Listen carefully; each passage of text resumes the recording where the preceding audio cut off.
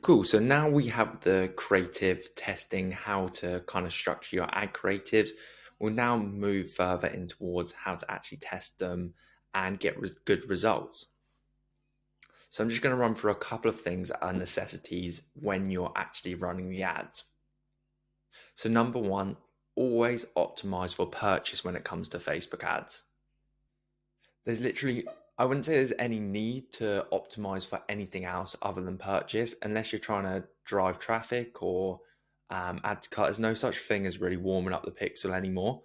If your product's good, if your ad creatives are good, you can go straight to purchase. So always keep the conversion event on purchase. Second part is if you ship worldwide, I typically leave them together in ad sets or campaigns. So leave all the countries together. I don't typically split them out into different campaigns unless one is performing really bad. So let's say United States has the highest CPA, which it normally does.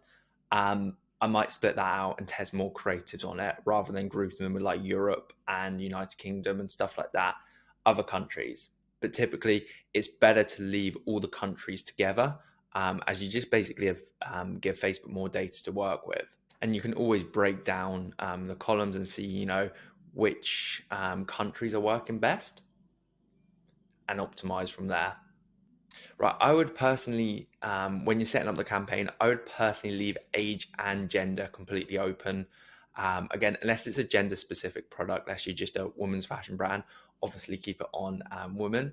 But I typically, the clothing brands that I work with are typically unisex and I keep it open. But again, if you kind of break that down in the actual ads manager, you can see where most of your sales are coming from. But even when I've seen like most of the sales coming from male, predominantly in streetwear, even when I do go and separate them out, it works worse than just bunching it together. So that's why I keep it all together. So when you're testing ad creatives, if you have previous data in that ad account, i.e., you have audiences that have worked really well in the past, I would use this audience to creative test, as long as it's quite a broad audience as well. By broad, I mean over 1 million. I would use that to creatively test. If not, if you don't have an audience that you think is going to work, you can either upload a customer CSV, so people that have bought off your website directly from your Shopify store, or just leave it broad with no targeting and just focus on the ad creative. When I'm setting up my creative testing campaign, I usually start the creatives off on a lower budget, so maybe like $10, $20, to see if they work on a lower budget, because if they don't work on a lower budget, they're not going to work on a higher budget. So it just helps you not to waste the money. So typically I have the one campaign, multiple ad sets with inside it, and then run those ad creative up to the break even point.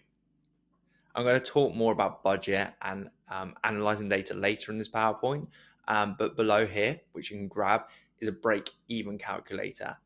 Now, depending on how experienced you are with ads, you can use this. So as a hard and fast rule, you want to basically be under your break even point when running ads. So if your break even point is like $30, so it costs you $30 to acquire a customer and you break even at $30, it means that you're making no money, but you have acquired that customer. And typically we want to be well under that. So anywhere between 15 and 20. So you're making profit. But this calculator here, which you can click on, will basically run through like how to work out your break-even point. And if you're more experienced, you can normally cut ads before your break-even point. So you can look at the soft metrics, so like click-through rate, CPC, and you can just work it back from there. But if you're, new to ads, I would highly recommend working out the break-even point and going from there. So what are the best performing ad countries and what country should you add to your Facebook ads? Now, this obviously depends on where you ship to. Usually everyone goes for the US, wherever your shipping warehouses are really, but usually everyone goes for the US, mainly because they have one of the highest intents out of all the countries. So if your product's going to work somewhere, it will be the US. They have the most money, and yeah. But in terms of clothing brands, this is slightly different for like other e-commerce brands or other,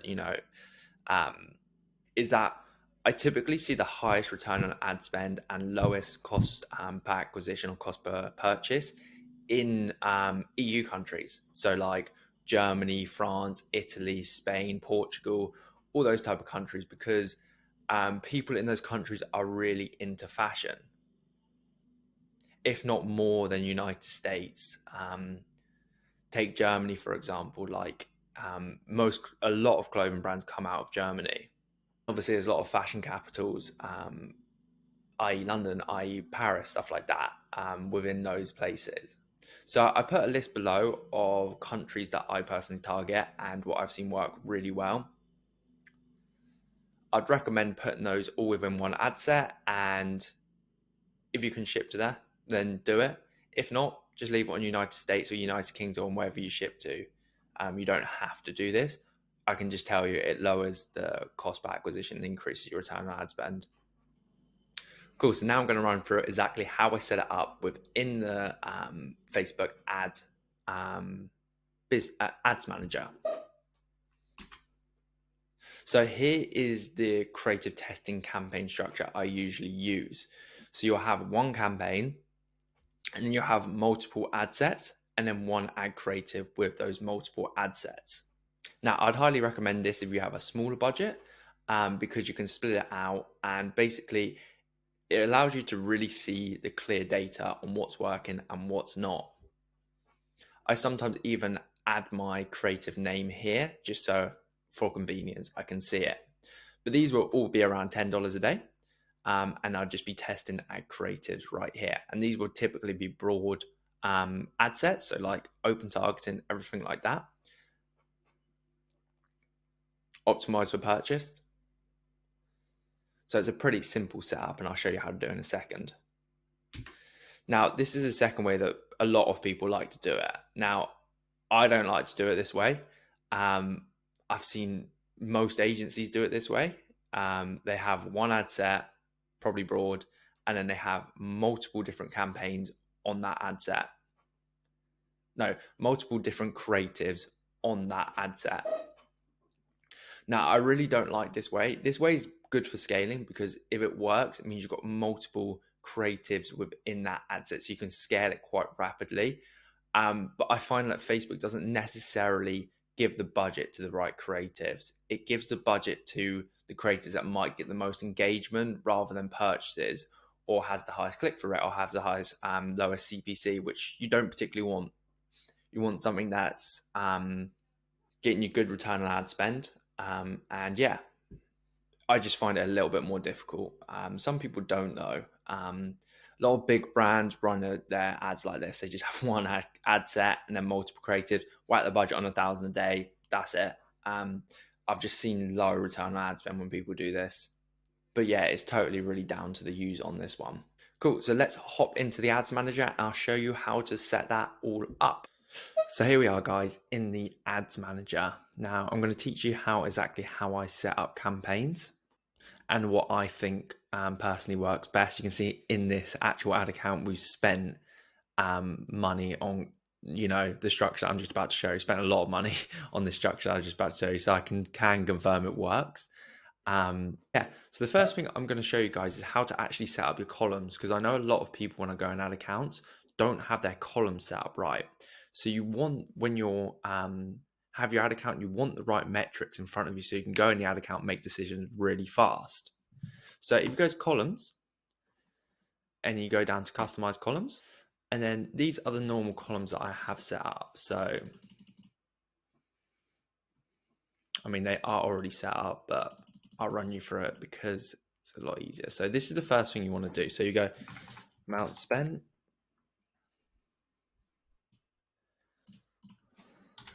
clicks,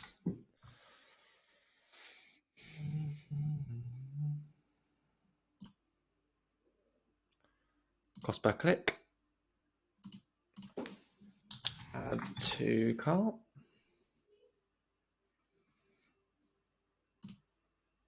And it's important that you untick these, otherwise it comes up with a bunch of random stuff that you don't want. Initiate checkout.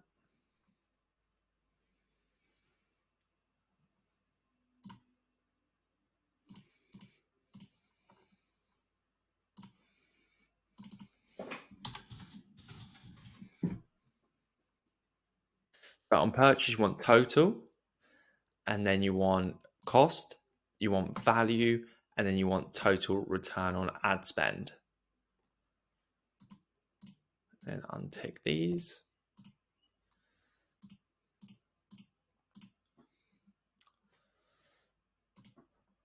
And then last one you probably want is click-through rate.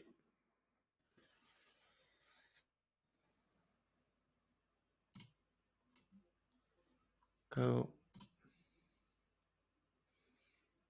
There is a couple more that you can make, like average order value.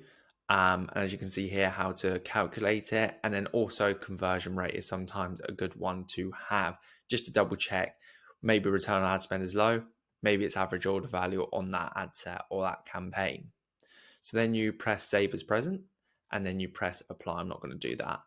Just name it whatever you want. But yeah, that's how you set them up. Right, so setting up the creative testing campaign.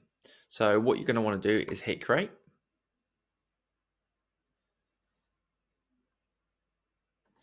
And then you're going to want to hit sales. Continue.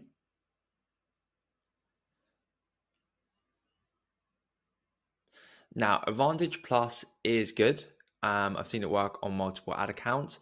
But for me, more, I'm going to show you how to set up creative testing. Now, if you've got like hundreds of ads that you know work, I would recommend Advantage Plus. But if you're kind of creative testing, I would just go manual.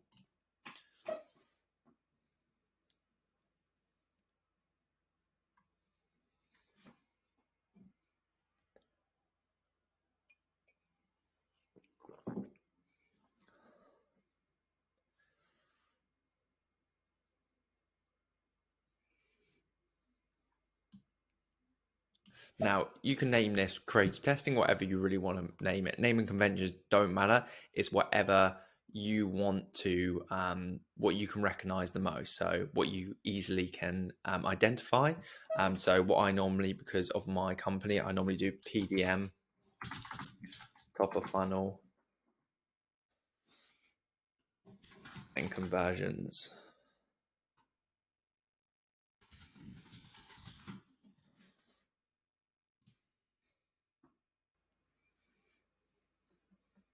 Now you're going to want to switch this off for creative testing. And then you're going to want to head down to next. Cool. And now you can name, again, the ad set, whatever you like, just for fraud. What I normally put it. You can put it anything you want. My naming conventions are normally bad. But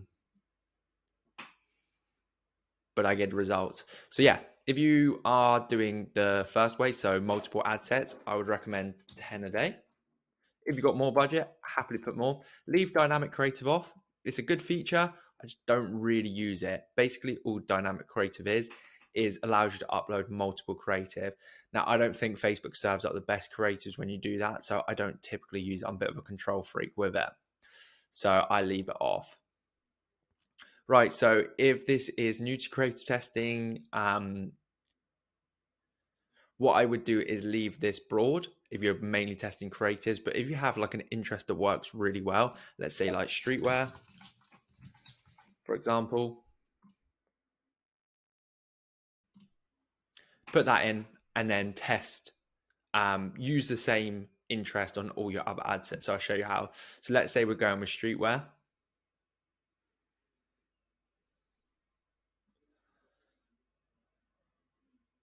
But we're leaving it open for now. So I typically use it on manual placements. It's contradicting to what a lot of people think, but it's a slightly different in the niche I work in. I only work with clothing brands, so I typically only use Instagram a lot of the time. I would take most things off. So I will typically take this, this, this.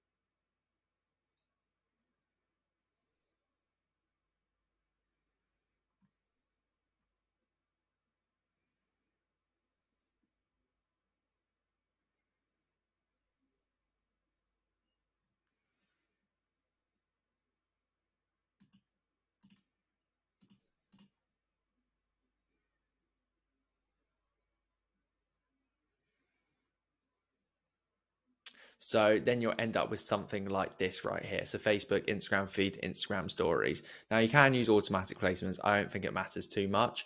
Facebook will serve up to where your audience is most. Again, when I'm testing, I tend to keep it on that type. I tend to keep it quite narrow.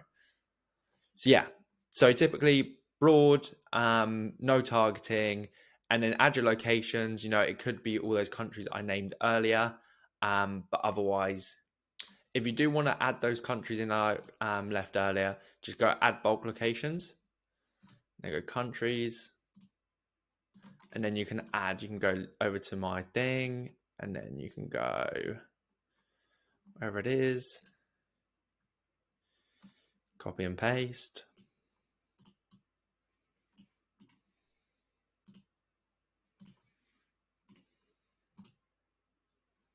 Can match locations, and then it will enter them automatically into it. You will have to delete a couple because it says like US there, and then all these weird ones that come up.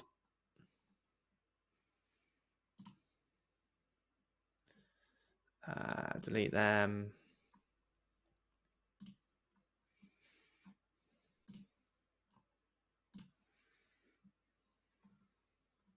Cool. And then you add 16 locations.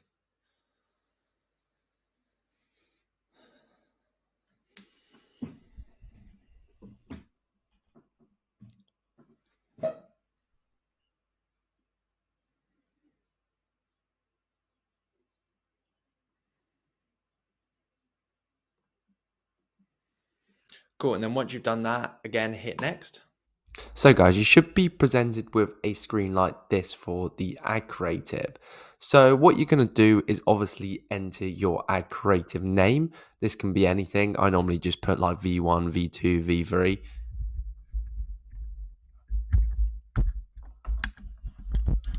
But anything that makes you recognize the ad creator, basically. So I'm just going to add V1.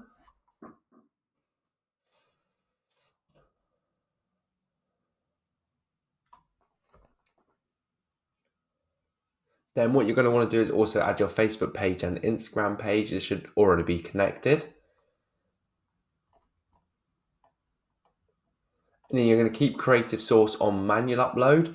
I'm going to dive more into catalog later, or I have got a separate video on kind of how to run catalog ads. And then keep it on single image or video. Now, this is obviously if you're using a single image or video. If you're using a carousel, then that's just multiple images basically, which you can maybe show off some sort of like collection, new arrivals or something like that, which you can do. But typically I stick away from collections. I've never really used them personally. They might work, they might not, but I don't typically use them. So this is the most important part right here. If you go to add creative, what you're going to want to do is press add, add video or image. I normally go video, so press add video. And then what you're going to want to do is upload. So just have your video in your downloads and just drag and drop it in right here. So go ahead and click the video that you want to use. Once your video is uploaded, you're then going to want to add your primary text. So this is the main ad copy. So typically what I'll do on cold traffic is keep it quite broad. It normally is only sort of like a short ad copy, so like a couple of sentences explaining your brand and sometimes an offer. So I'm just going to show you exactly how I would set it up.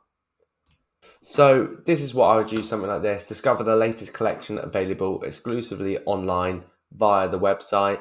And then sometimes I add an offer. So it could be get 15% off your first order with code new15. Now, sometimes I don't recommend this because you can use it in retargeting and really get people to come back and buy. So maybe something along the lines of free shipping on your first order or something like that. But you can use 15% off. It does obviously work a lot better. But again, you're eating into the retargeting later. On the headline, I like to just have basically a call to action. So this can be anything from like shop now, reinforcing the offer. So maybe saying, free shipping again. Or a lot of the time, I like to put the payment options in here. So this is kind of different. So if you've got like ClearPay or Klarna, so you can use their motto like buy now plus pay later. But yeah, typically headline is always the same. It's normally just reinforcing the offer. And then in terms of call to action, you obviously always want shop now unless you're optimizing for something else. So just keep that on shop now. And then lastly, website. So you can either send it, a lot of the time I send it directly to the product page, or you can send it to a collection page, or even the home page. But I don't really know how much there is a difference between all of these. It's worked for me on the home page, it's worked for me on the collection page, and it's worked for me on the product page. So just typically I do use the product page. So maybe stick to that. So it'll go to the actual product you're promoting on your website right here. So you just add your URL in there. Cool. And then all you're going to do is go ahead and hit publish. And that is it.